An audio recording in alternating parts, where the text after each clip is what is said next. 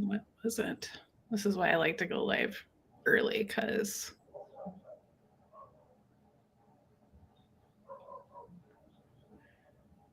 okay. I had to remove the Facebook stream. There we go.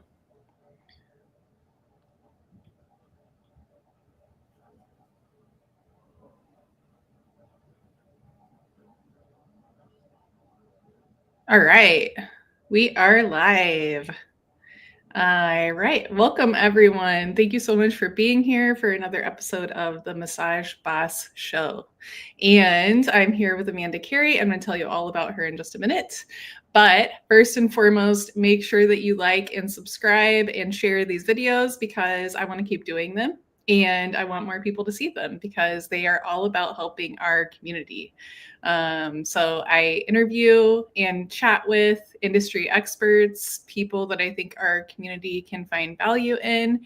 And yeah, that's what these are all about. So I love doing them, and I want to make sure they reach as many people as possible, because one of the biggest questions I get is about marketing. So this should be super helpful.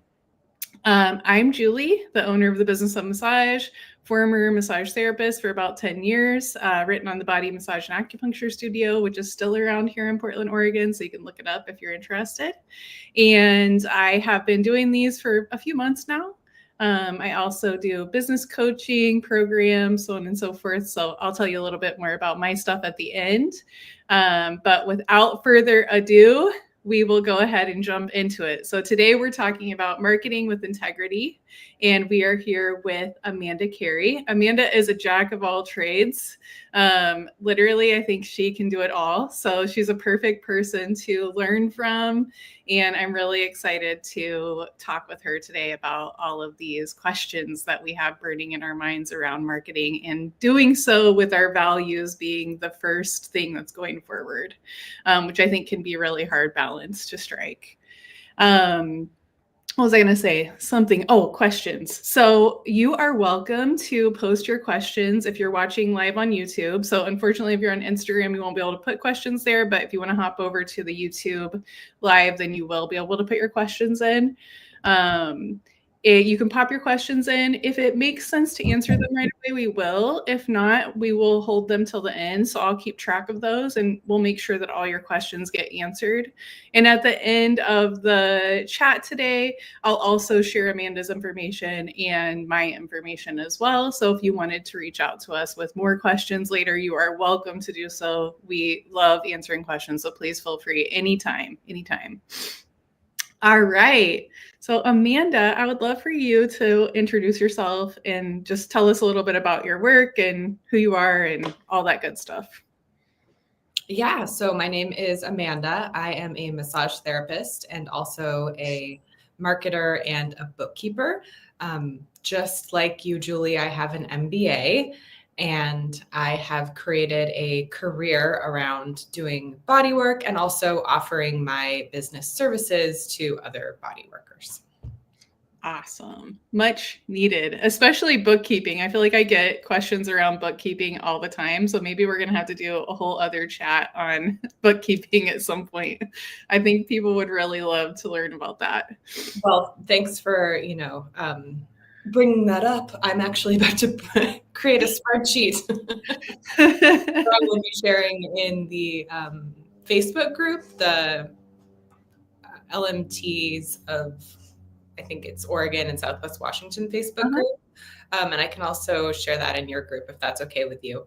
Absolutely. Yeah. And if anybody's interested in that, please, put you don't have to put your information in the YouTube chat, but you can always message me with your information. I can make sure that you get that as well. My understanding is that spreadsheet's going to be for like financial tracking and just kind of helping you stay organized with finances in your business. Yep. Yes. Very helpful. Very helpful. Well, thank you so much for being here. Let's jump into our questions around marketing with integrity. So this is something, let me just set the scene a little bit for why I think that this particular topic is so important. So, a lot of times I feel like as massage therapist, and I won't testify, I'll let you put your opinions in here, but from my perspective, we struggle with the marketing side of stuff so much. And I think it's because we're so caring. You know, our heart is always on our sleeve. It's like what we lead with. And marketing feels unnatural to a lot of massage therapists. And personally, I have come to realize that it's because of the way that marketing's taught a lot of times. It's not really heart-led, and it seems so salesy. I think we get a lot of that kind of sleazy sales guy in our minds when we think of marketing, but it's really not like that. I think people would feel a lot more empowered if they had the true skills around marketing and thought about it differently. So that's kind of the goal of this chat today, I would say, is let's reframe how we think about marketing. Let's talk about some of the things that are really contentious in our industry around marketing and try to help people have just some other skills and tools in their tool belt to figure those things out and make it work for them. Because truly, even if you try to force yourself into a box, it's not going to work. You're never going to feel like great about doing it, and people aren't really going to buy it either. So it's really important that we make marketing our own, and that way people feel like it's relatable. Would you agree with that?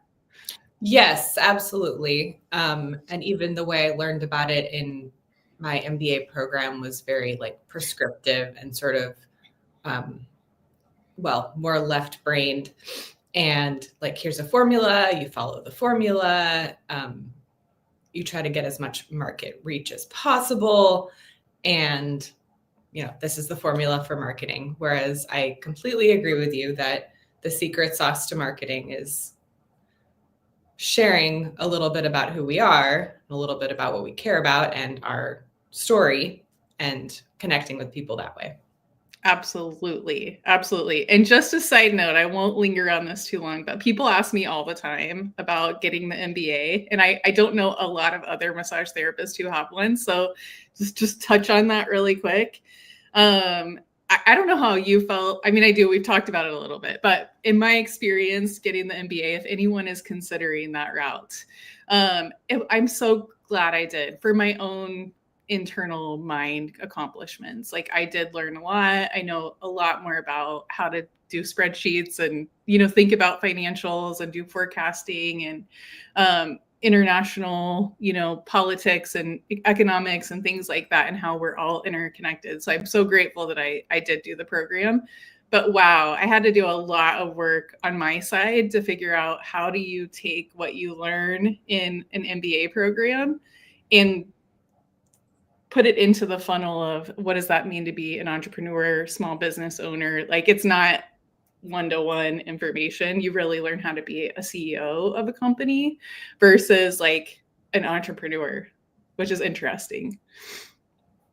Yeah. Yes. Yeah. My 2 cents is that a business owner definitely does not need an MBA to be a very successful business owner. 100%. But I too am glad that I got my MBA. And yes, it takes some time to figure out how to translate everything we learned into being a business owner. Yes. So a massage business.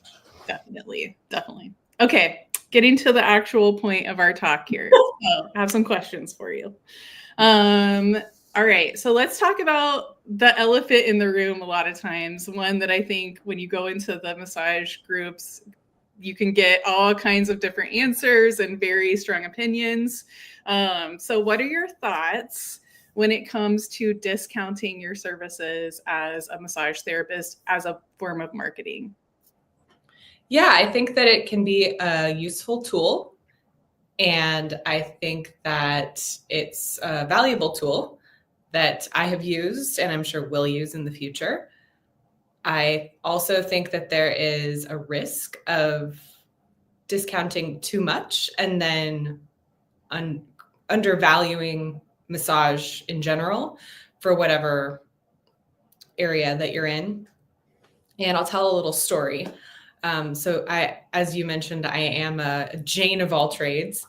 Yes. And last year I was doing some landscaping work and I was at a networking event and I was chatting with the owner of a landscaping business, and she was very direct with me. And she said, how long have you been doing this? What kind of work do you do? And what do you charge? And I answered her questions and I said that I charged $25 an hour, which made sense for me because I have very little experience in the field of landscaping. And she said, you pull weeds, I pull weeds. You're undercutting my business. And I just had to sit in that very uncomfortable space, not really knowing what to say in response. And ultimately, her comments made me really understand that even though I don't have that much experience as her, my work is still like the same work that she does. And pulling weeds is hard. And me charging, less, like half as much as she charges for the same service, is undercutting her work and all the other landscapers, that do that sort of work. So it's the same with massage. And if a massage therapist is going to discount, by like 25% for extended periods of time, that lowers the value of massage for everyone, because then consumers are wondering, well, why is this person who's working just as hard and provides a great service charging less? And these people are charging more. Right. So that's the risk. But I think in small doses, like a $10 off, your first massage for the first half of the year, for example, is a helpful tool. Yeah. So really using discounting as like a true strategy, not just the way that you're living your massage therapist life. Yeah. That makes a lot of sense. The other thing that I imagine you would probably agree with me on is, even if you are going to do like a first timer discount or some kind of strategic discount, it should also be, just as a side note, a strategic pricing. So you should make sure that you understand your bottom line, so that you don't discount yourself below what your bottom line is.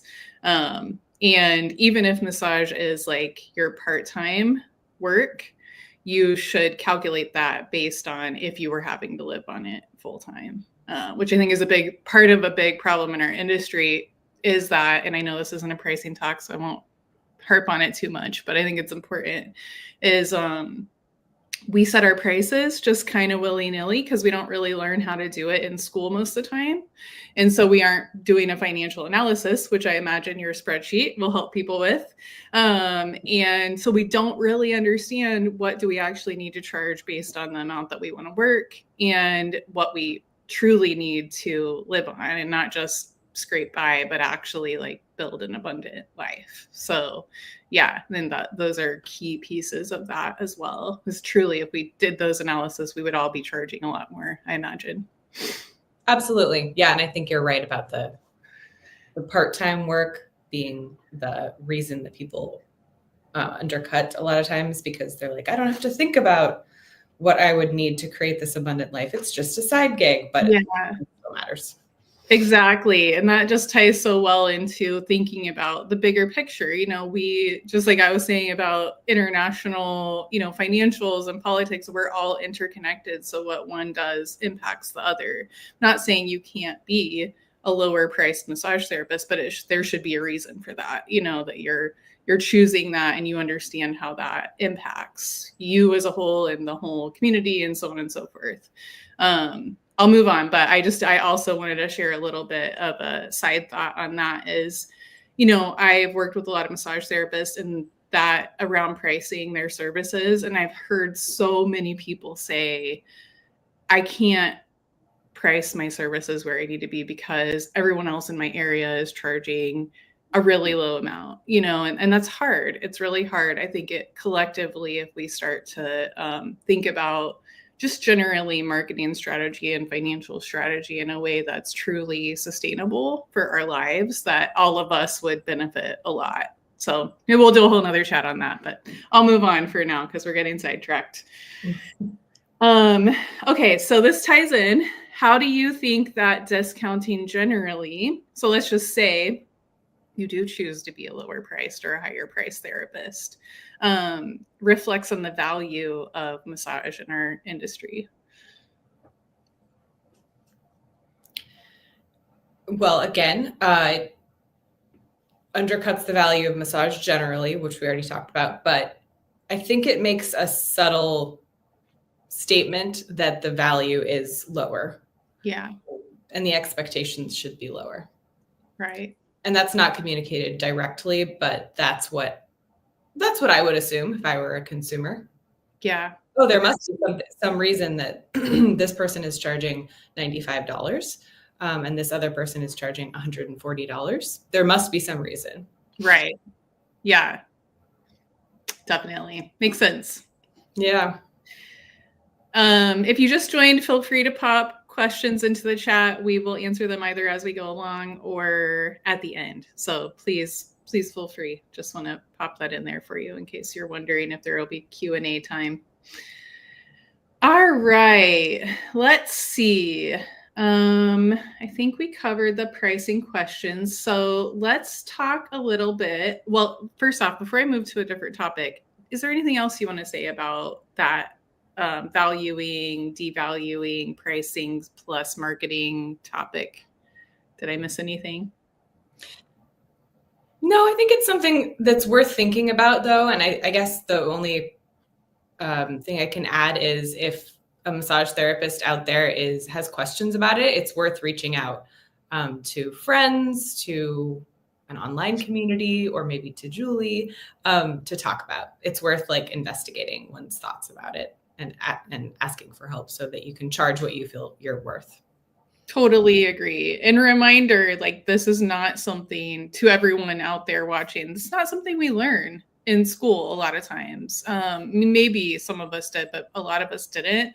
And so to just expect yourself to have those skills and just to be able to pull that out of a toolbox when you never got it put in there in the first place is unrealistic. So getting help with this piece can really be a game changer. And maybe keep you from having to struggle for a lot of years before figuring it out, like many of us did in the beginning. So no shame in asking for help in that realm. Okay, so let's pivot a little bit to something that I think a lot of massage therapists think about or do, which is, what if you're multi-passionate? Like you do a lot of different things like yourself and like myself. And you want to be a marketer, you know, you need to push all of those different services out there. What is your, I guess, thoughts, experience, suggestions on that matter? Yeah, I've been thinking about this over the last few days. And I think the first step and maybe the most important step is to own it. Yeah. To not shy away from it or try to pretend like we don't have multiple things that we do. Because I think that if we can own it and exude some sense of pride, that will attract the people that appreciate it. Yeah. So that's been a learning curve for me. And I also think that having separate communication channels for the things that we do is really important, because it can confuse people when we want to talk about massage one day and then we want to talk about business coaching the next day, or we want to talk about massage one day and we want to talk about carpentry the next day. Like whatever it is that you do in addition to massage, I think it can confuse people. So I think what I do is I have 2 different Instagram handles and I have 2 websites. So, and they're linked. So sometimes people find me on just one of them and don't even know that I do this other thing. And that's fine. And that will absolutely happen. Like people find us through many different ways, online and not online. And that's fine. That's, I think, the way it should be. And sometimes people will receive a massage from me and not even know that I have an online presence. That's fine too. But I think to distinguish sort of our personas in different places and have like a fully developed persona for massage and then a fully developed persona for whatever else we do is pretty important. And as we were talking about a few days ago, that can take work. Yes. Building any business, building any persona as a business owner, it takes work. Yeah. That's so true. Let's dive into it a little bit because I think it might help some people who are watching. So I'll give my perspective first, and you can tell me what you think of it. So when I'm doing multiple things, okay, let's just say right now I do marketing help, business help for massage therapist. And how do I approach that? I had, like you said, had to come up with a real true idea of who it is that I want to work with. And I think this can be really hard. It was really hard for me when I first started my massage business. I was like, what is this target audience that people keep talking about? Just the concept itself was really difficult for me to understand at first. And now looking back, and I've had so many years of business training. So if you feel this way, do not feel ashamed, okay? It took me a lot of years to feel really comfortable with that concept. So yeah, choosing your ideal audience. And I think what helped me start to understand it was the more I did marketing, the more I realized how important not only is the creative content that you're sharing, the images and videos and such, but the messaging that you are putting out there is key. So we've all seen the general messaging, right? Like relax and unwind or whatever. No shame if you're using that, but it's like the thing that all, massage therapists forever have been using.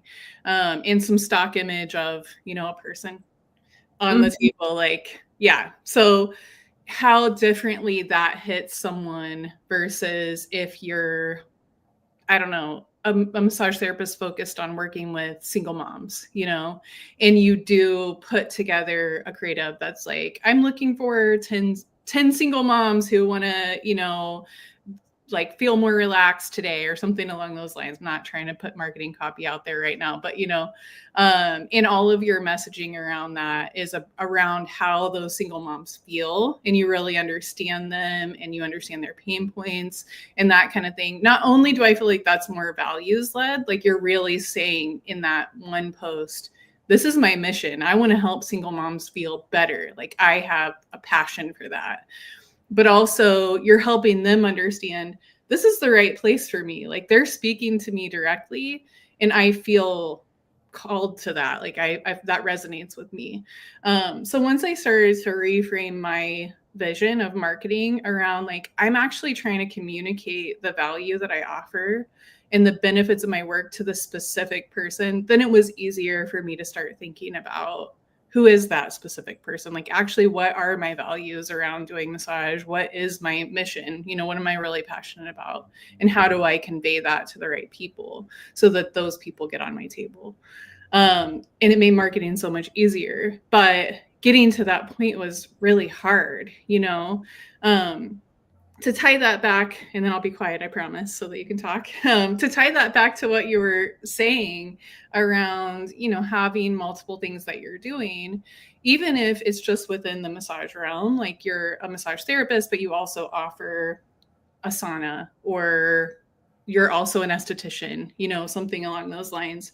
It may be that you have a different persona for each of those offerings, even within your massage business, So I think it's really a key way to kind of think about starting there and then backing it back up. Like your massage therapy clients are going to be totally different messaging than your business coaching clients. That's obvious, but maybe sometimes it's even within your one realm that you're thinking about. What do you think about that? Yeah, I think it's true. I think that a massage therapist can have even like different specialties that appeal to different people. Like shiatsu is going to appeal to different people than structural bodywork, and that's going to appeal to different people than craniosacral. So there can be these little specialties that have different target audiences. Yeah. And just learning how to talk about those things is important, I think. And I love what you said about reaching out to single moms and sort of saying that that's who you want to work with. And also saying, these are people that, because that also communicates like, these are people I value. These are people I care about. These people are important and deserve to feel relaxed and to have places where they can unwind and relax. So yeah, I love that. And I love the idea that marketing is about doing your absolute best to reach that person that you want to work with. So it involves lots of different ways of thinking. And that's kind of what I love about it. Like, the way I think about marketing is almost like, I think it's called reverse engineering. So I think about the person that I want to reach and what their day might be like, what they might be doing, what they might be thinking about, where they might be hanging out, as we say, and how I can create some kind of post or flyer, or how I can show up at an event that they might be at, so that I can reach them. Yeah, makes so much sense. And I'll kind of wrap up that part with, what is it that keeps us from doing that once we do understand the concept? I think you and I talked about this in preparation for this talk, and not just in this section either, but I think there's a lot of discomfort and fear. We talked about it as far as pricing and discounting goes. And then also in this realm, it's like, does that mean that I'm rejecting everyone else besides, let's say, single moms, if we stick with that example? I'm telling everyone else that I don't care about them. I only care about these people and no one else is welcome here. Definitely not. Yeah. No.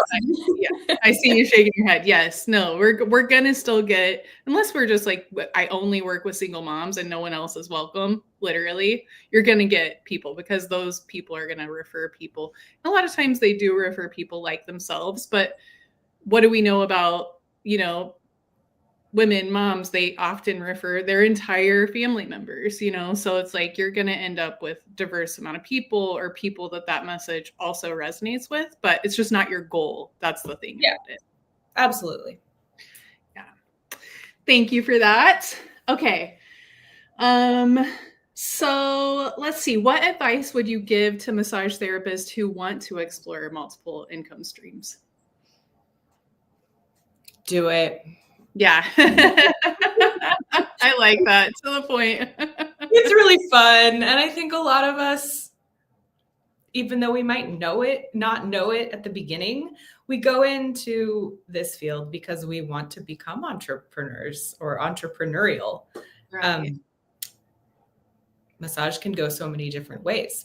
So and because of the flexibility that this career affords, with being able to more easily define our schedules and when we want to work and when we don't want to work, a lot of that lends itself well to doing other things. So I would say do it. Follow your passion and also have a strategy, a sound business strategy.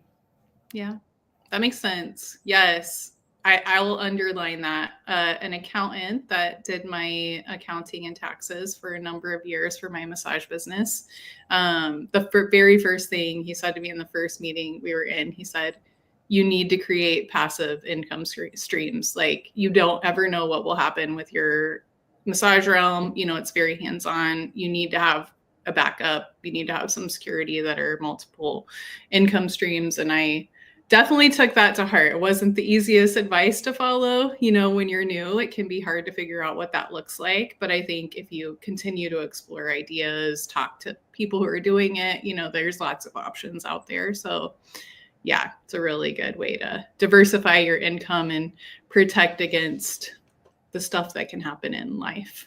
Absolutely. Yes. I think you're very correct. And yes, my spreadsheet will be my first venture into that realm. Well, no, that's not true. I have some Canva templates that I have links to on my virtual assistant Instagram, where I offer my marketing and bookkeeping services. So that was my first attempt. But the spreadsheet is going to be exciting.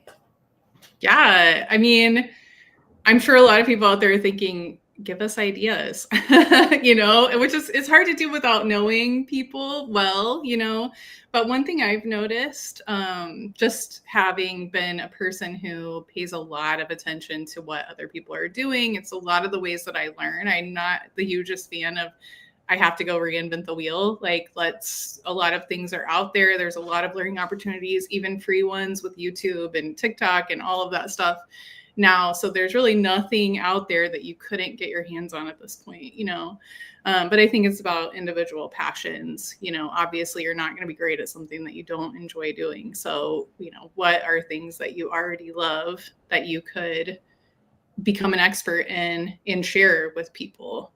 I know we deal with a lot of imposter syndrome in our community, and that can hold us back a little bit, but I think the way you find other income streams is by just trying it and seeing how it goes. And if it doesn't work, move on to the next thing. Don't feel like you have to lock yourself into something. Just get out there and try it, see what happens. Which can be hard because it's not like you just whip something up in like an hour that you want to put out there to sell and be used for years. It takes time. Yeah, it does. But you're right. Yeah. If something doesn't work, try another thing. Yep. Cool. Okay. Again, if you're just joining, feel free to pop questions into the comments. We'll answer those when it makes sense to do so. And so glad you guys are here. Yeah. So, we will share the video. I see that somebody's not going to be able to stay too long. So don't worry. You can check it out later. We'll have the recording up on YouTube as well.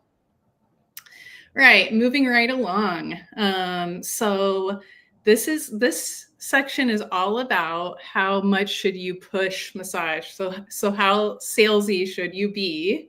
And the question I'll start with is, if a massage therapist wants to do the absolute bare minimum when it comes to marketing, what would you recommend? Work with another well-established business,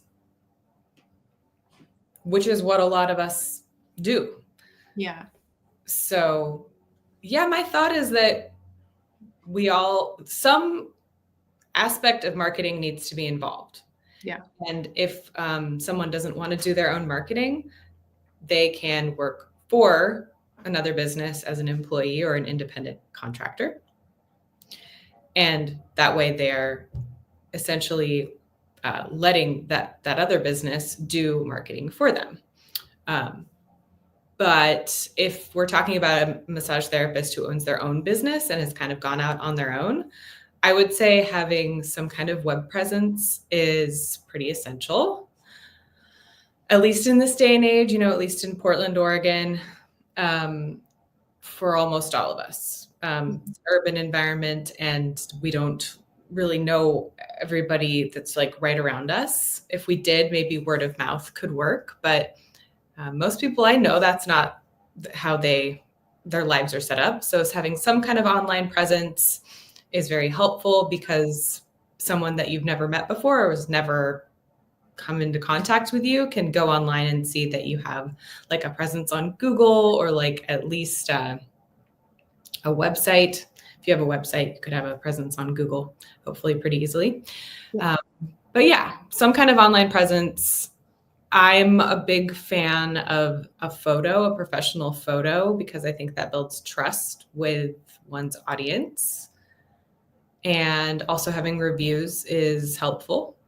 So that's my answer. It's like, yeah. If you don't want to have your own business, the answer is really different. Right. Which I think is worthwhile to maybe talk a little bit more about. And I see your question about MailChimp and email campaigns. I'm going to answer it in just a second. So keep that in mind.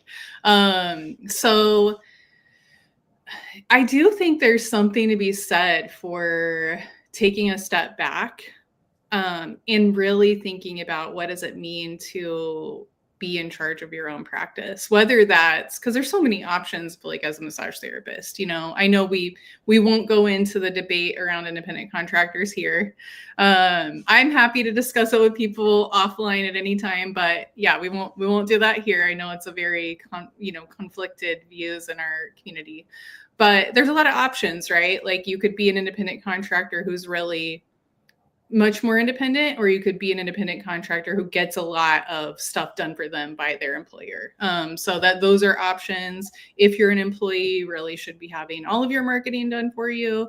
Maybe even some renters get more of like a cooperative type of marketing opportunity. So I think you have to think about how much effort and responsibility you want to have for those pieces in your business.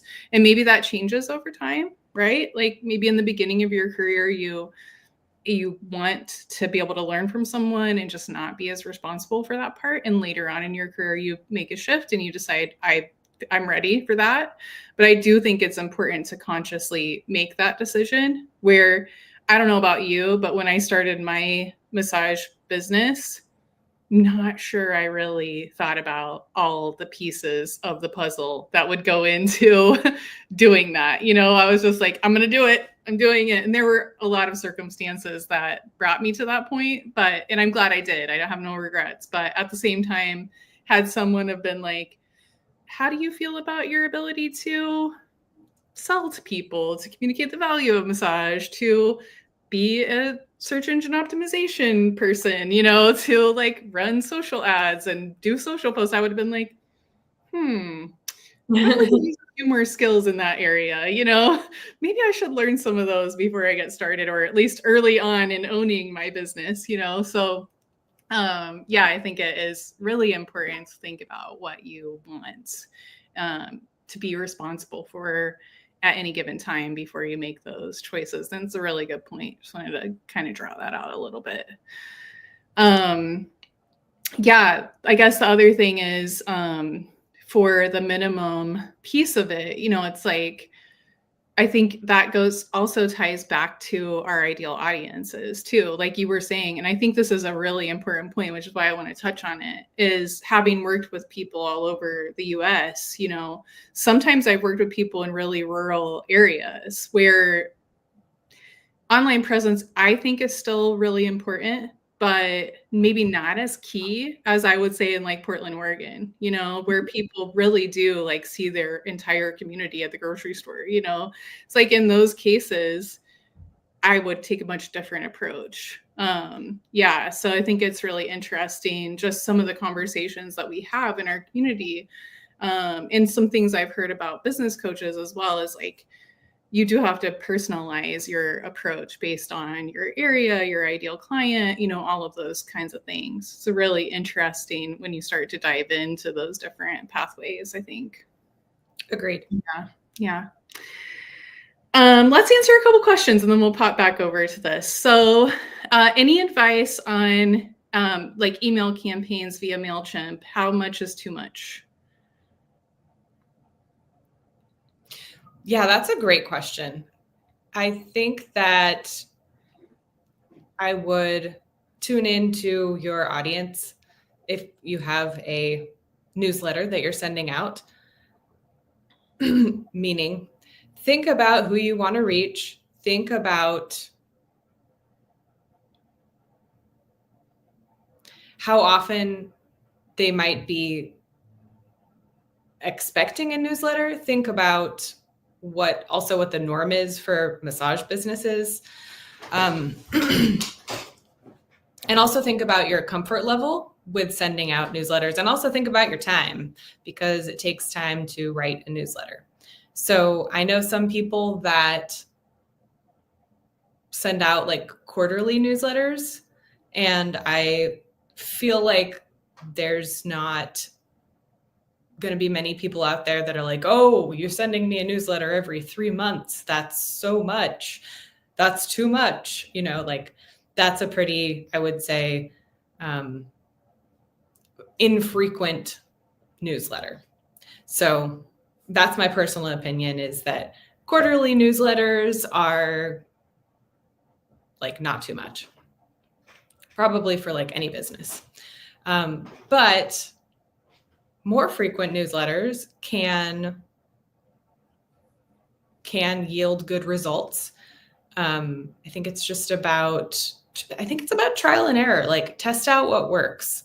Test out what happens when you ramp up those newsletters. That's a great advice. See how many people unsubscribe. Yeah. So I had this conversation recently online in some kind of group. I can't remember which one it was, but somebody said basically they started sending out like email blasts on top of their newsletters 2 times a week with their openings. And they had seen amazing results, which I think is amazing. And also I had the same experience. I always sent weekly openings with in my emails. And then I also always did like a monthly or quarterly newsletter, depending on how much time I had. So keeping in mind that, one thing I'll say is I used to get really hung up on if I missed getting on a cadence. And then if I missed a time, like I missed a week or I missed a month, trust me, your clients aren't thinking about it like you are. So let yourself off the hook if that happens. Same with blogging. I won't go into that, but same with blogging. I actually had a mentor on top of that recently, a business mentor who recommended emailing at least twice a week. So I know that seems like a lot. And I think what you said, just to touch on that, is you have to watch your email open rates and your unsubscribes. If you start to get lower amount of opening and also people unsubscribing a lot, then that probably gives you some good information about your audience and how much tolerance they have for that type of communication. Now, some unsubscribes, no matter how much you're emailing, that's normal. Don't take those personally. Some people just don't like marketing in their inboxes. That's okay. But, if all of a sudden your unsubscribe rate jumps up really high, then that tells you something. One other thing I'll say about the testing piece is recently I actually have been testing out my email because I was having low open rates. And I started sending them at a different time. I started sending them around 1 p.m. instead of the morning. And it increased my open rate by like a huge amount, like 40%. So that's another thing to experiment with, is if you're doing things like that, posting or emailing, and you're not getting the results that you want, it may not be your content or the amount that you're emailing. It might be the time of day. So a lot of that information is available online. You can just do a search, like what's the best time of day to email. It's going to depend on your audience, but it's something to think about also, just as a little side tip on that.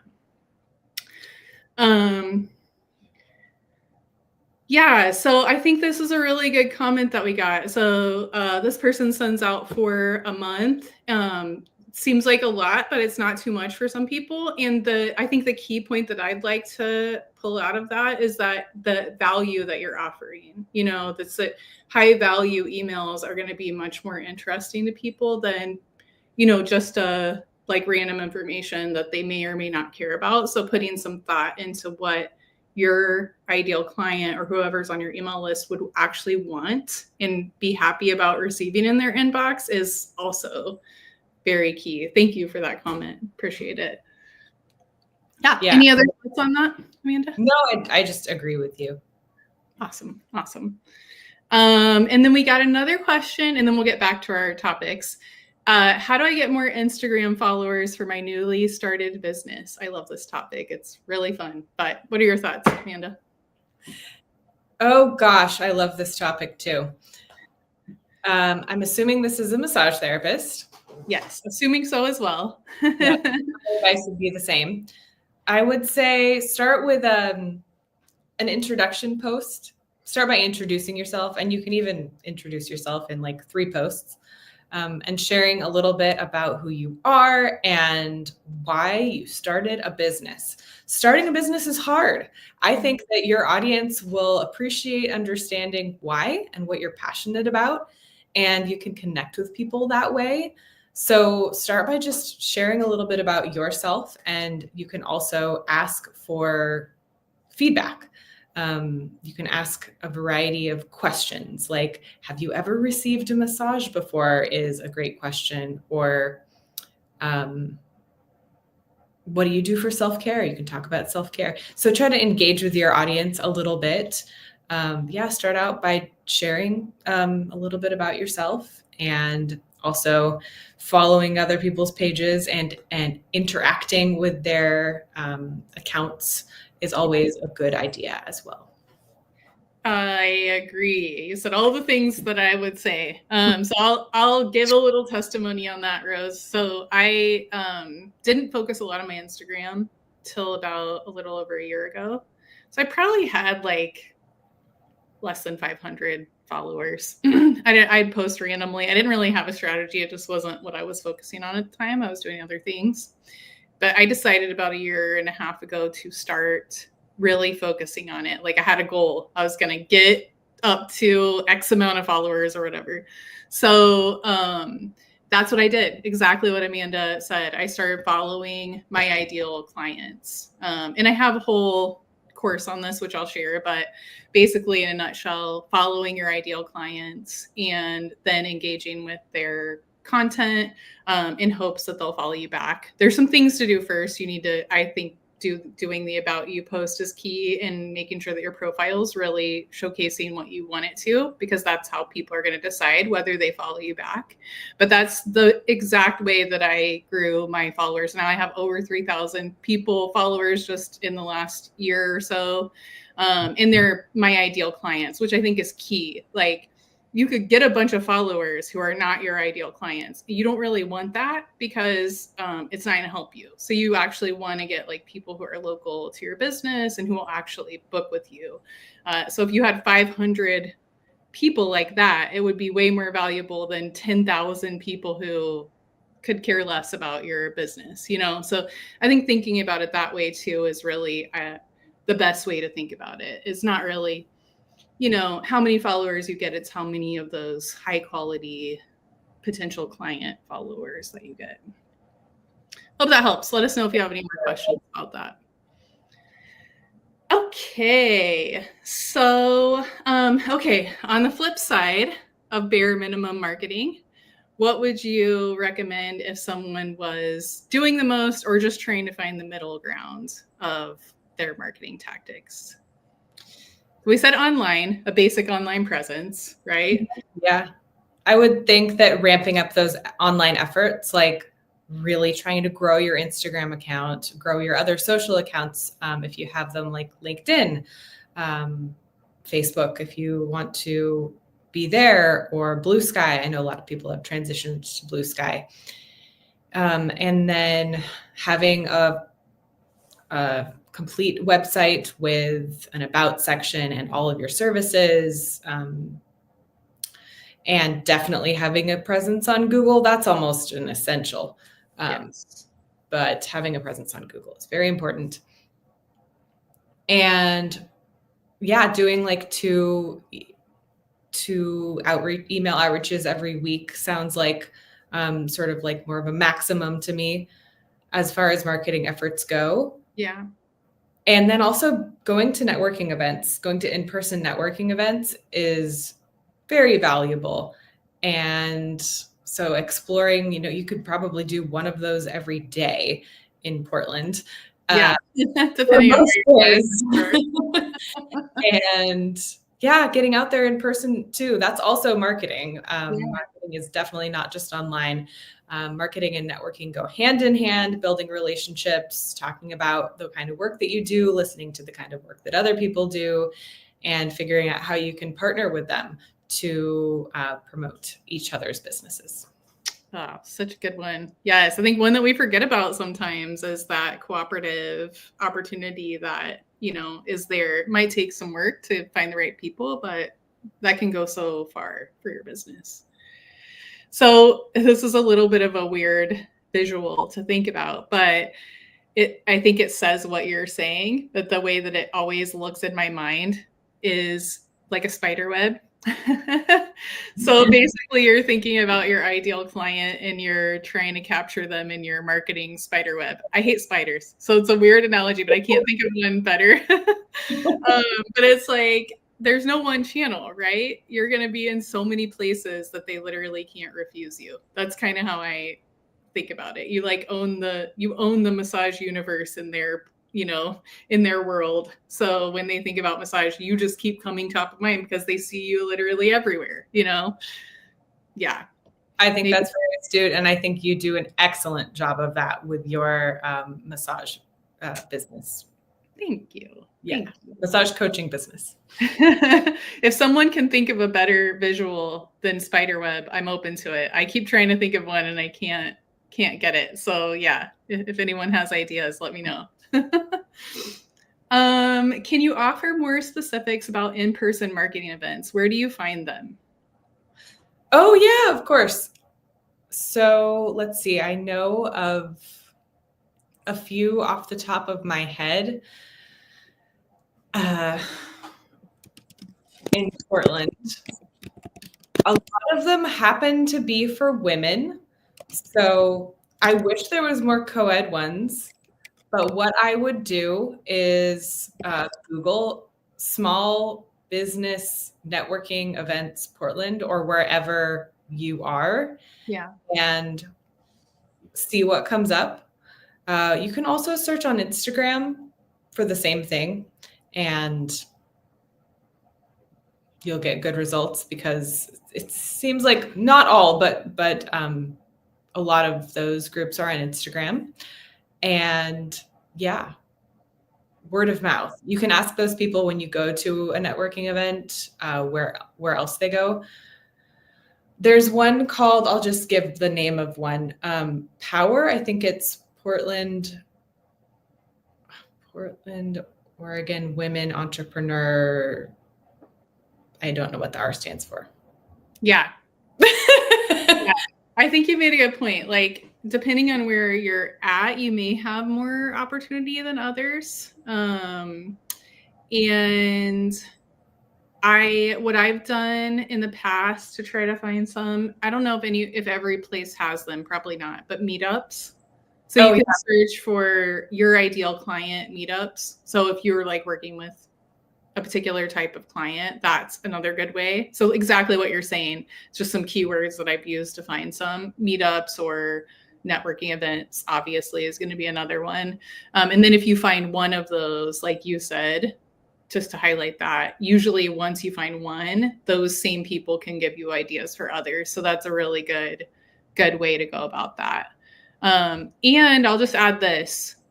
Yeah, host a meetup. Linda, I love that idea. Yeah, so hosting your own meetup, that's actually great. If there's not any in your area, create one because I bet there are people who would be very interested in joining. So yeah, that's another excellent way to get a meetup going. Thank you for that idea, Linda. The meetups are such a good idea. Yes, we forget sometimes we actually are empowered to make some of these things for ourselves if we don't have them available. Not to bring everything back to online, but one thing I'll say is that sometimes we forget that a lot of networking can also be done online. I'm not undervaluing the in-person. I do think in-person, like you said, talking to people about your work is still so key in what we do. We focus a lot on online marketing because those skills aren't natural to us a lot of times. But I absolutely 100% think that, real in-person live marketing, networking, word of mouth is very, very important for massage therapists. And probably your best clients will come from those types of marketing. But there is also online marketing or online networking, like Facebook groups. You can join Facebook groups that your ideal client are a part of. And Nextdoor, Reddit, like there's a lot of different types of ways to online market as well. So if you are in a really sparse area and you're, outside of maybe hosting your own event and there's not available events, that's another option that you could look into as well. Hopefully that helps. But if you have more questions, let us know. Okay, I think I want to move on to our last topic because we're getting really close to the end. So this is all about showing up authentically in marketing as a massage therapist, and it's really kind of my favorite part of our talk today. So how would you say that showing up authentically in your realm has helped you grow your business, or businesses, I should say? I think that showing up authentically has ultimately helped me find clients who are best aligned with the kind of work that I want to do, and appreciate that I do more than one thing. And just in the realm of massage, I'll just talk about massage. I think that showing up authentically has allowed me to find people who like appreciate that I have the exercise background that I have, because I'm also a personal trainer. So if I share that, people are more likely to say, "Oh, cool, great. Can you, give me an exercise tip?" And that's like my favorite thing to hear, right? Like, Yeah. "Oh, yes, of course. Yes, I can." So showing up more authentically allows me to find the clients that are the best fit for me and that are going to really appreciate my work. If I don't share who I am and what I do, nobody can know Right. Yeah. that I do those things. Yes. One of my favorite ways to frame this, if anybody's wondering what we're talking about or what that means, is so I'll use the online example. I get a lot of people when I recommend like business tips, I'll put out business tips around talk about your work online, like we're doing right now, go on video, talk about what you're passionate about, so on and so forth. A lot of people are really afraid to do that. They have a lot of showing themselves, talking online. There's a lot of, a lot holding, I think, our massage therapy community back from doing that. And that's okay. If you decide not to go that route, it's not an essential thing to do, but I do think it has a big impact because you really showcase who you are. Like you're building trust in a relationship, even without talking to people by doing so. And for me, seeing massage therapists, like when I'm in a coaching session or whatever, talk about their work, it's always the key moment where I'm like, I wish I would have recorded that so you could use it in your marketing because wow, you just blew me away with how much you care, what an expert you are, that kind of thing. So I think you're with that type of you're not going to be perfect when you go talk online or when you talk about your services. You're going to look back on it and be like, I wish I would have said or this or that or this or that. But people don't care about that. They want a real person, a genuine connection, especially when it comes to massage. We should not be trying to be perfect. Generally, our clients aren't perfect, we aren't perfect, we're real people, and we want clients who love us for that. So I think it's just so important that we show up as who we are so we don't attract people who aren't right for us. One person's client isn't another person's client always. So yeah, it's just important to remember that, I think. I totally agree that it can be hard to show up though and do a online talk like this. Yes, it is scary.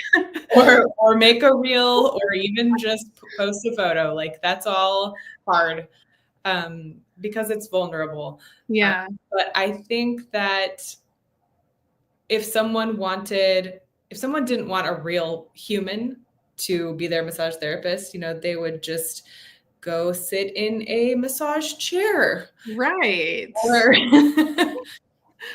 yeah. a real person. Like I'm a real person. I have thoughts and opinions and a whole life. And I think that people go to massage therapists because of our skills and also because we're a real person. We're a real nurturing person. Absolutely. Yeah, I could talk all day about this, but I know we're getting close to the end, so I'll move on. But we're gonna wrap up here. We have just a couple minutes left, so let me see what my best last question is. And if you have questions, now's the time to put them in the chat so we can answer them very quickly. How do you think massage therapists can find their voice in their businesses and in marketing? So that they can highlight their unique value and who they really are and stand out for clients. So doing exactly what you mentioned, which is answering a question like, why do you do what you do? Or what special techniques do you use that like not everyone does? Right. And answering it and then maybe write it down. And that is a massage therapist's voice answering those questions. Yeah. Agreed. And I think the channels you can use are like pretty much any that you use already. You know, it's Instagram, it's talking in person, it's giving talks, you know, if you like that. Showing up in your email in that way, you know, even if it's written, if writing is more comfortable for you, maybe start there, you know, start where you're most comfortable or where you're most willing to take a risk, and start just putting it out there. And, you know, the more you do it, I can say, because I shared with you, but I still have a lot of fear around doing these types of talks. Even though I love them, I'm always so glad afterwards that I did them. I still, you know, get anxiety in my stomach about every time before I go on live. But the more you do it, the more comfortable it gets, and the better you'll get at it, you know? So now creating reels for me in the beginning, it was really hard and scary, but now it's like probably my favorite type of content to create because it's so much easier. I'm just getting on and being me and talking about what I know already. I don't have to do a lot of preparation for that. So that's a little tip I have, is sometimes you have to do it afraid to get to where you want to be with it, you know? Okay, last question here, and then I'll go ahead and put our information in the chat. I'm going to go ahead and pop that in to YouTube right now, and then I'll give it to you on Instagram in a second. But let's see. So can you give examples of multiple income streams? Okay, wait, you might not have been here for this, Linda, but we did do some of that. I'll give Amanda the floor if you just want to pop like a few quick ideas, and maybe I will too, and we'll kind of wrap up from there unless people have other questions. Yeah, sure. So I'll just share 2 of my income streams are bookkeeping work that I do for clients and massage work. Those are technically 2 income streams. We also talked about passive income streams, which is when you put something out there into the world that can be purchased by more than one person on an ongoing basis. So again, my example from this chat was I'm going to be creating a bookkeeping spreadsheet to help massage therapists and business owners keep track of their income and expenses throughout a year. And I'm going to put that online to buy. So theoretically, many people could buy that, and that's a passive income stream.